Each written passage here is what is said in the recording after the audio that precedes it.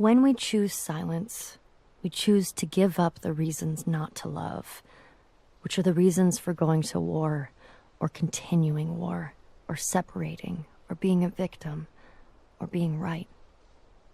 In a moment of silence, in a moment of no thought, no mind, we choose to give those up. This is what my teacher invited me to. Just choose silence. Don't even choose love. Choose silence, and love is apparent. If we choose love, we already have an idea of what love is. But if you choose silence, that is the end of ideas. You are willing to have no idea, to see what is present when there is no idea, past, present, future. No idea of love, no idea of truth, no idea of you, no idea of me. Love is apparent. Gangaji, 2009.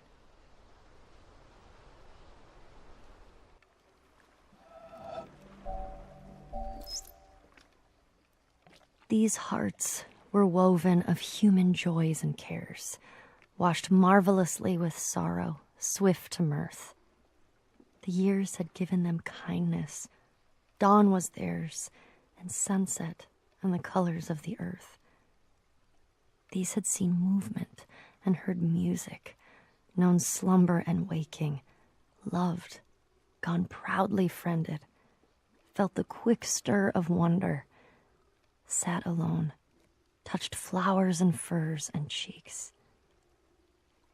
All this is ended. There are waters blown by changing winds to laughter, and lit by the rich skies all day. And after, frost, with a gesture, stays the waves that dance and wandering loveliness. He leaves a white, unbroken glory, a gathered radiance, a width, a shining peace under the night. Rupert Brooke, 1914.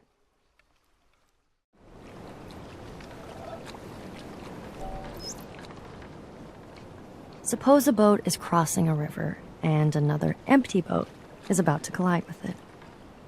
Even an irritable man would not lose his temper. But supposing there was someone in the second boat, then the occupant of the first would shout to him to keep clear, and if the other did not hear the first time, nor even when called 3 times, bad language would inevitably follow. In the first case, there was no anger. In the second, there was. Because in the first case, the boat was empty, and in the second, it was occupied. And so it is with man.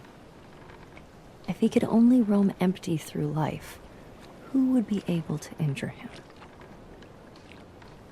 Zhuangzi, 4th century BC.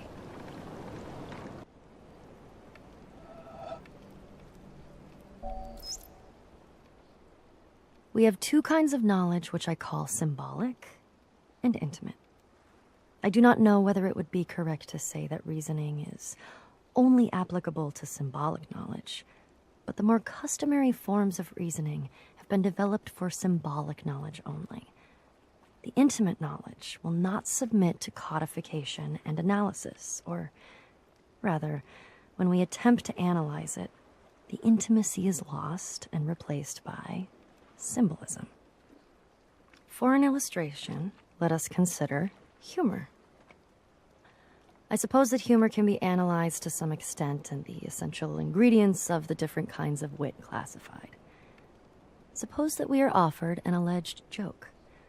We subject it to scientific analysis as we would a chemical salt of doubtful nature, and perhaps after careful consideration, we are able to confirm that it really and truly is a joke. Logically, I suppose, our next procedure would be to laugh.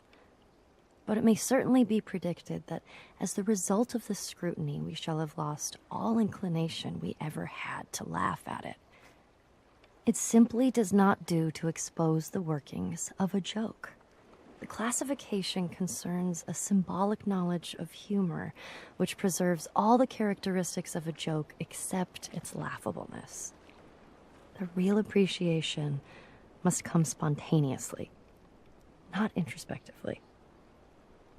I think this is a not unfair analogy for our mystical feeling for nature, and I would venture even to apply it to our mystical experience of God. There are some to whom the sense of a divine presence irradiating the soul is one of the most obvious things of experience. In their view, a man without this sense is to be regarded as we regard a man without a sense of humor. The absence is a kind of mental deficiency. We may try to analyze the experience as we analyze humor and construct a theology, or it may be an atheistic philosophy. Let us not forget that the theology is symbolic knowledge, whereas the experience is intimate knowledge. And as laughter cannot be compelled by the scientific exposition of the structure of a joke, so a philosophic discussion of the attributes of God, or an impersonal substitute, is likely to miss the intimate response of the spirit, which is the central point of the religious experience. Arthur Eddington, 1927.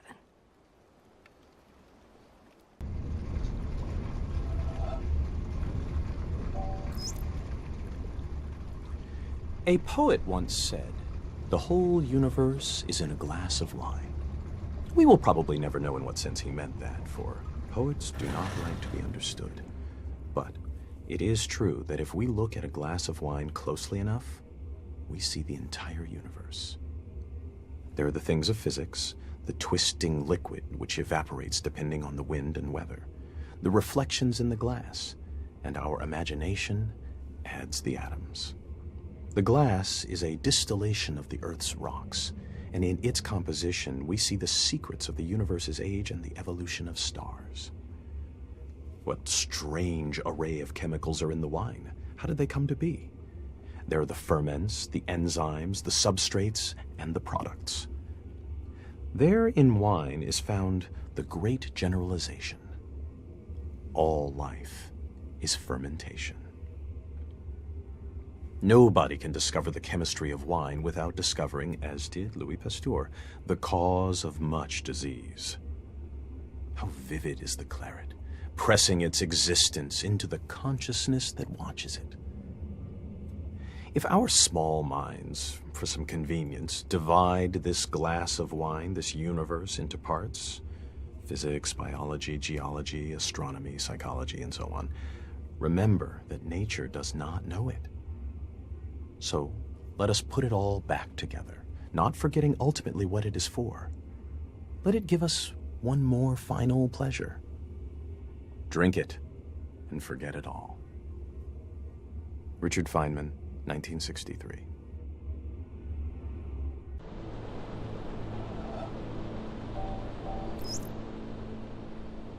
As scientists, we realize that color is merely a question of the wavelengths of ethereal vibrations.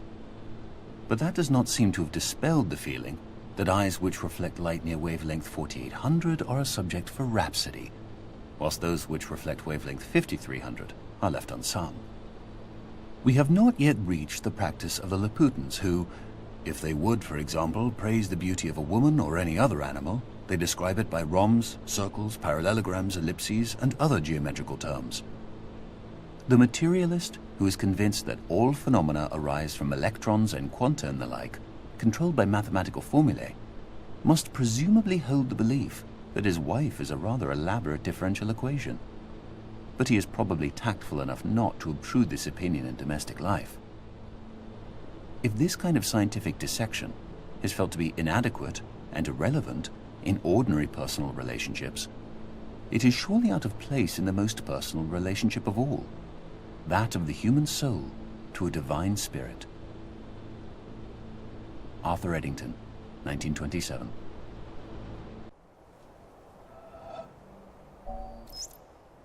We join spokes together in a wheel, but it is the center whole that makes the wagon move. We shape clay into a pot, but it is the emptiness inside that holds whatever we want. We hammer wood for a house, but it is the inner space that makes it livable. We work with being, but non-being is what we use. Lao Tzu, 6th century BC.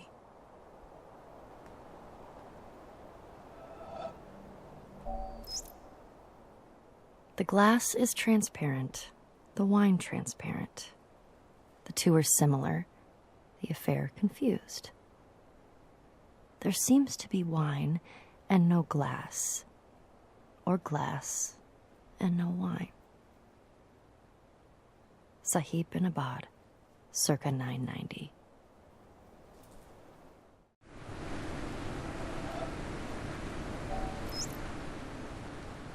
If we were not able or did not desire to look in any new direction, if we did not have a doubt or recognize ignorance, we would not get any new ideas. There would be nothing worth checking because we would know what is true. So what we call scientific knowledge today is a body of statements of varying degrees of certainty. Some of them are most unsure, some of them are nearly sure, but none is absolutely certain. Scientists are used to this. We know that it is consistent to be able to live and not know. Some people say, how can you live without knowing? I do not know what they mean. I always live without knowing. That is easy. How you get to know is what I want to know. This freedom to doubt is an important matter in the sciences, and I believe in other fields. It was born of a struggle. It was a struggle to be permitted to doubt, to be unsure. And I do not want us to forget the importance of the struggle, and by default, to let the thing fall away.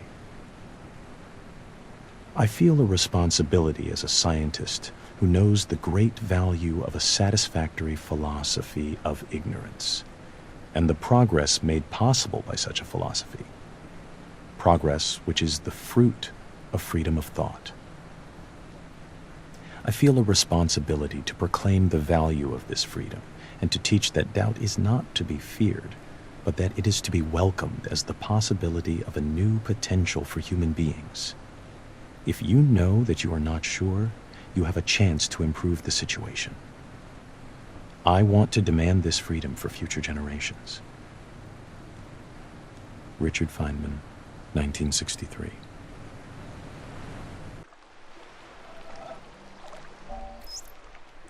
One day I happened to be occupied with the subject of generation of waves by wind. I took down the standard treatise on hydrodynamics, and under that heading I read, if the external forces P prime sub YY, P prime sub XY be given multiples of e to the ikx plus at, where k and a are prescribed, the equations in question determine a and c, and thence, by 9, the value of eta. And so on for 2 pages. At the end, it is made clear that a wind of less than half a mile an hour will leave the surface unruffled. At a mile an hour, the surface is covered with minute corrugations due to capillary waves which decay immediately if the disturbing cause ceases. At 2 miles an hour, the gravity waves appear. As the author modestly concludes, our theoretical investigations give considerable insight into the incipient stages of wave formation. On another occasion, the same subject of generation of waves by wind was in my mind, but this time another book was more appropriate, and I read, "There are waters blown by changing winds to laughter, and lit by the rich skies all day, and after, frost, with a gesture, stays the waves that dance, and wandering loveliness. He leaves a white, unbroken glory, a gathered radiance, a width, a shining peace under the night." The magic words bring back the scene. Again, we feel nature drawing close to us, uniting with us, till we are filled with the gladness of the waves dancing in the sunshine, with the awe of the moonlight on the frozen lake. These were not moments when we fell below ourselves. We did not look back on them and say, "It was disgraceful for a man with 6 sober senses and a scientific understanding to let himself be deluded in that way." I will take Lamb's hydrodynamics with me next time. It is good that there should be such moments for us. Life would be stunted and narrow if we could feel no significance in the world around us beyond that which can be weighed and measured with the tools of the physicist, or described by the metrical symbols of the mathematician. Of course, it was an illusion. We can easily expose the rather clumsy trick that was played on us. Ethereal vibrations of various wavelengths, reflected at different angles from the disturbed interface between air and water, reached our eyes, and by photoelectric action caused appropriate stimuli to travel along the optic nerves to a brain center. Here, the mind set to work to weave an impression out of the stimuli. The incoming material was somewhat meager, but the mind is a great storehouse of associations that could be used to clothe the skeleton. Having woven an impression, the mind surveyed all that it had made and decided that it was very good. The critical faculty was lulled. We ceased to analyze and were conscious only of the impression as a whole. The warmth of the air, the scent of the grass, the gentle stir of the breeze, combined with the visual scene in one transcendent impression, around us and within us. Associations emerging from their storehouse grew bolder. Perhaps we recalled the phrase, rippling laughter. Waves, ripples, laughter, gladness. The ideas jostled one another. Quite illogically, we were glad, though what there can possibly be to be glad about in a set of ethereal vibrations no sensible person can explain. A mood of quiet joy suffused the whole impression. The gladness in ourselves was in nature, in the waves, everywhere. That's how it was. It was an illusion. Then why toy with it longer? These airy fancies which the mind, when we do not keep it severely in order, projects into the external world should be of no concern to the earnest seeker after truth. Get back to the solid substance of things, to the material of the water moving under the pressure of the wind and the force of gravitation, in obedience to the laws of hydrodynamics. But the solid substance of things is another illusion. It too is a fancy projected by the mind into the external world. We have chased the solid substance from the continuous liquid to the atom, from the atom to the electron, and there we have lost it. But at least it will be said, we have reached something real at the end of the chase, the protons and electrons. Or, if the new quantum theory condemns these images as too concrete and leaves us with no coherent images at all, at least we have symbolic coordinates and momenta and Hamiltonian functions, devoting themselves with single-minded purpose to ensuring that QP minus PQ shall be equal to IH over 2 pi. I have tried to show that by following this course we reach a cyclic scheme which, from its very nature, can only be a partial expression of our environment. It is not reality, but the skeleton of reality. Actuality has been lost in the exigencies of the chase. Having first rejected the mind as a worker of illusion, we have in the end to return to the mind and say, here are worlds well and truly built on a basis more secure than your fanciful illusions. But there is nothing to make any one of them an actual world. Please choose one and weave your fanciful images into it. That alone can make it actual. We have torn away the mental fancies to get at the reality beneath, only to find that the reality of that which is beneath is bound up with its potentiality of awakening these fancies. It is because the mind, the weaver of illusion, is also the only guarantor of reality, that reality is always to be sought at the base of illusion. Illusion is to reality as the smoke to the fire. I will not urge that hoary untruth, there is no smoke without fire, but it is reasonable to inquire whether, in the mystical illusions of man, there is not a reflection of an underlying reality. Arthur Eddington, 1927.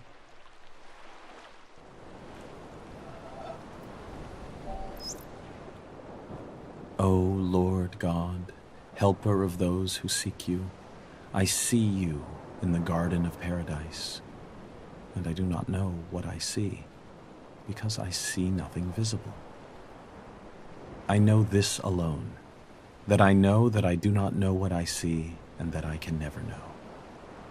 I do not know how to name you because I do not know what you are.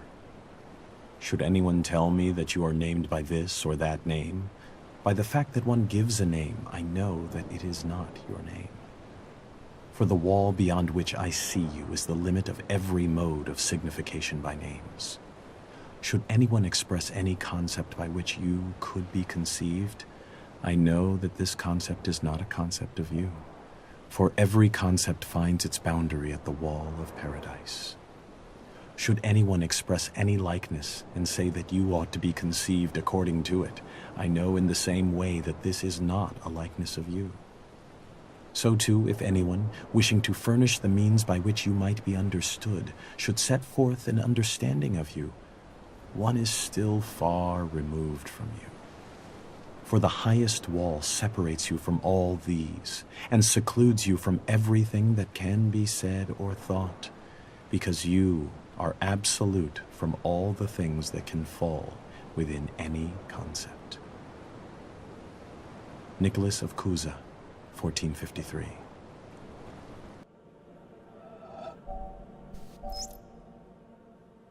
There is nothing in existence but veils hung down.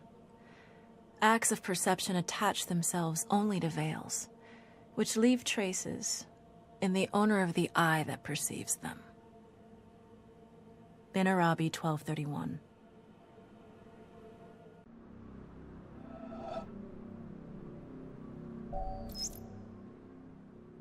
Your question is the most difficult in the world. It is not a question I can answer simply with yes or no. I am not an atheist. I do not know if I can define myself as a pantheist. The problem involved is too vast for our limited minds. May I not reply with a parable? The human mind, no matter how highly trained, cannot grasp the universe.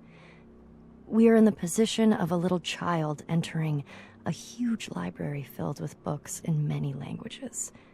The child knows someone must have written those books. It does not know how. It does not understand the languages in which they are written.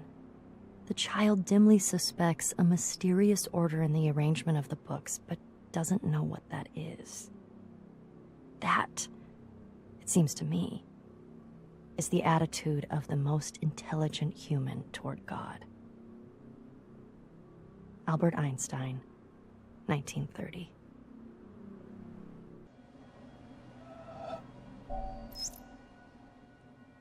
Oh, my God, how does it happen in this poor old world, that thou art so great, and yet nobody finds thee, that thou callest so loudly, and nobody hears thee, that thou art so near, and nobody feels thee, that thou givest thyself to everybody, and nobody knows thy name. Men flee from thee, and say they cannot find thee. They turn their backs and say they cannot see thee. They stop their ears and say they cannot hear thee. Hans Denk, circa 1520.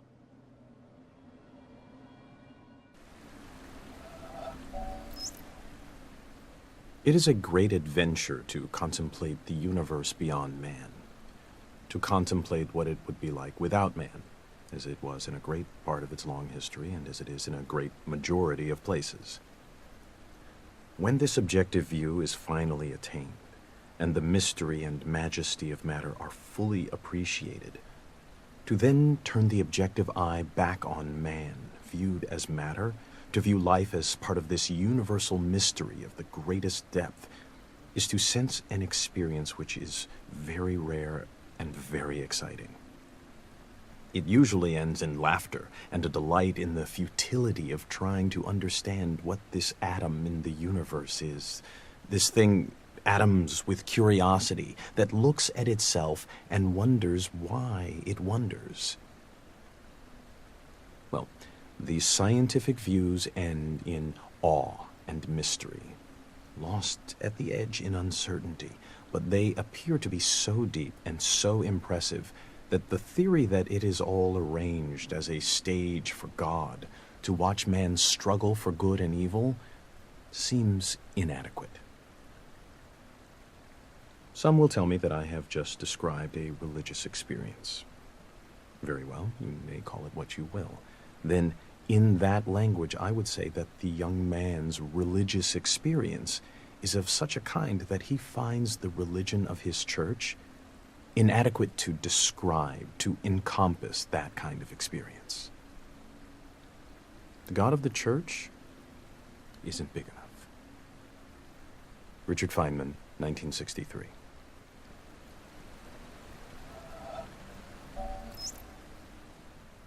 Imagine if all the tumult of the body were to quiet down, along with all our busy thoughts about earth, sea, and air. If the very world should stop, and the mind cease thinking about itself, go beyond itself, and be quite still. If all the fantasies that appear in dreams and imagination should cease, and there be no speech, no sign. Imagine if all things that are perishable grew still. For if we listen, they are saying, we did not make ourselves. He made us who abides forever. Imagine then that they should say this and fall silent, listening to the very voice of him who made them, and not to that of his creation, so that we should hear not his word through the tongues of men, nor the voice of angels, nor the clouds' thunder, nor any symbol, but his very self, which in these things we love, and go beyond ourselves to attain a flash of that eternal wisdom which abides above all things. And imagine if that moment were to go on and on, leaving behind all other sights and sounds but this one vision, which ravishes and absorbs and fixes the beholder in joy, so that the rest of eternal life were like that moment of illumination which leaves us breathless. Would this not be what is bidden in Scripture? Enter thou into the joy of thy Lord. Augustine of Hippo, circa 400.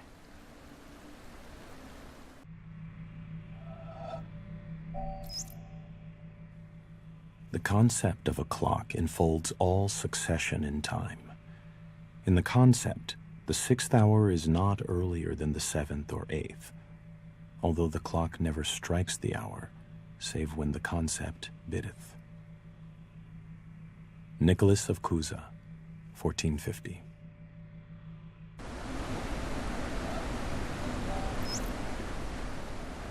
The most beautiful experience we can have is the mysterious. It is the fundamental emotion that stands at the cradle of true art and true science. Whoever does not know it, and can no longer wonder, no longer marvel, is as good as dead and his eyes are dimmed. It was the experience of mystery, even if mixed with fear, that engendered religion. A knowledge of the existence of something we cannot penetrate, our perceptions of the profoundest reason and the most radiant beauty, which only in their most primitive forms are accessible to our minds. It is this knowledge and this emotion that constitute true religiosity. In this sense, and in this alone, I am a deeply religious man. I cannot conceive of a God who rewards and punishes his creatures, or as a will of the kind that we experience in ourselves. Neither can I, nor would I, want to conceive of an individual that survives his physical death. Let feeble souls, from fear or absurd egoism, cherish such thoughts. I am satisfied with the mystery of the eternity of life, and with the awareness and a glimpse of the marvelous structure of the existing world, together with the devoted striving to comprehend a portion, be it ever so tiny, of the reason that manifests itself in nature. Albert Einstein, 1931.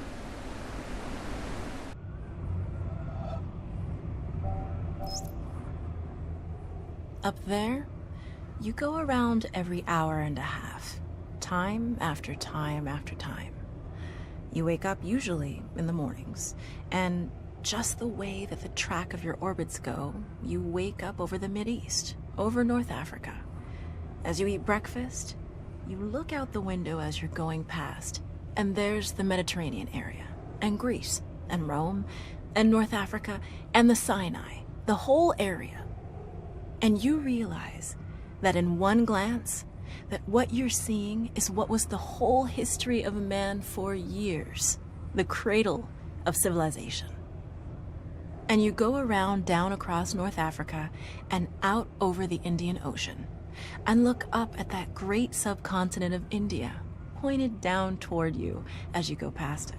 And Ceylon off to the side, Burma, Southeast Asia, out over the Philippines, and up across that monstrous Pacific Ocean, vast body of water. You've never realized how big that is before.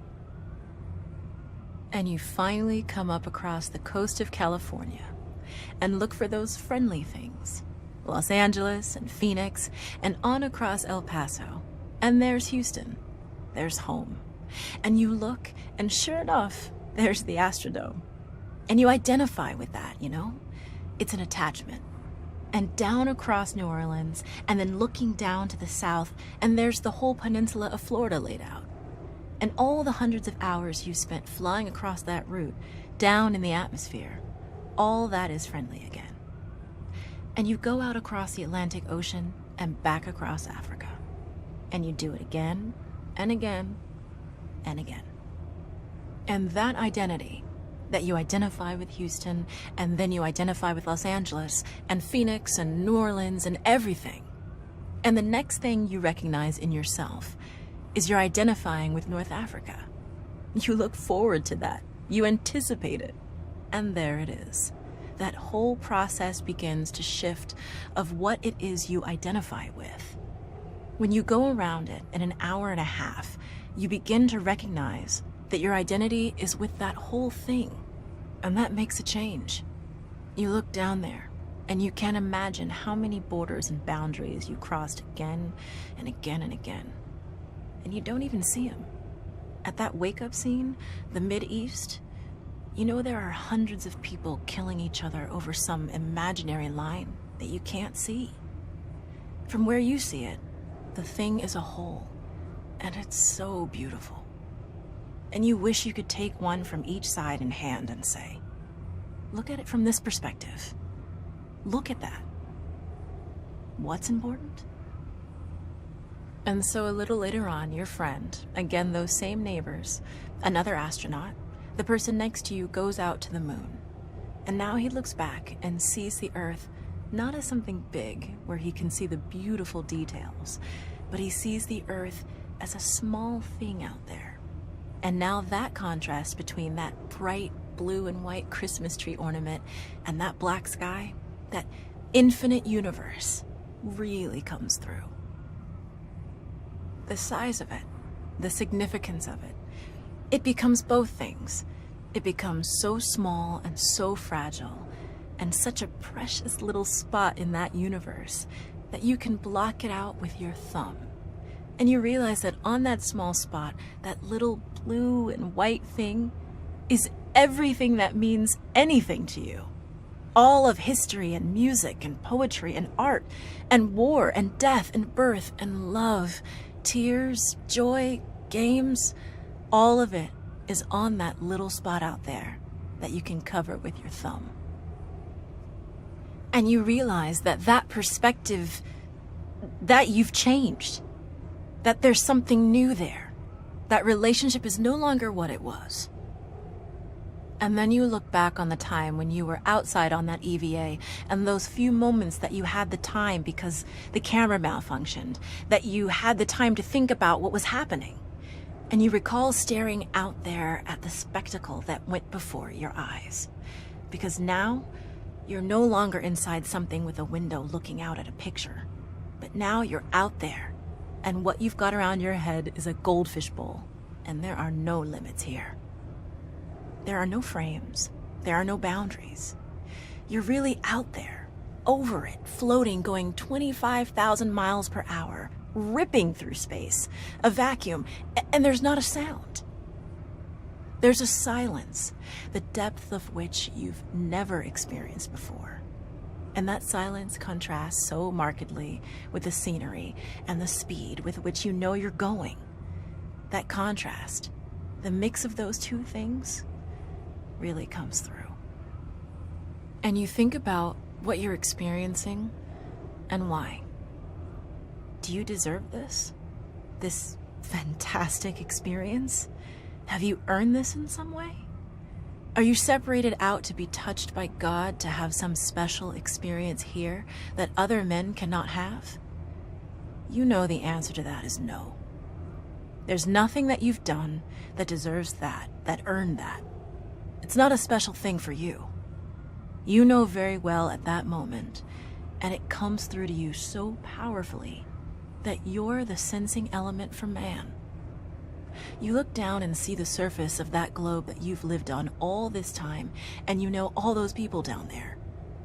They are like you. They are you. And somehow you represent them when you are up there. A sensing element, that point out on the end, and that's a humbling feeling. It's a feeling that says you have a responsibility. It's not for yourself. The eye that doesn't see does not do justice to the body. That's why it's there. That's why you're out there. And somehow you recognize that you're a piece of this total life. You're out on that forefront and you have to bring that back somehow.